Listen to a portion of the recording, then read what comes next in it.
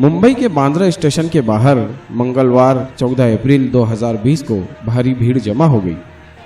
ये भीड़ प्रवासी मजदूरों की है जो इस उम्मीद से जुटे थे कि रेल की सर्विसेज आज से शुरू हो जाएगी और ये लोग अपने घर को लौट पाएंगे।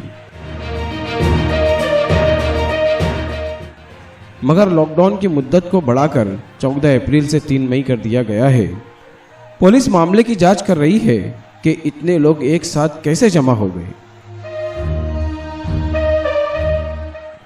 बाद में पुलिस ने लाठीचार्ज करके भीड़ को हटा दिया। यह वीडियो 14 अप्रैल शाम के 4 बजे की है।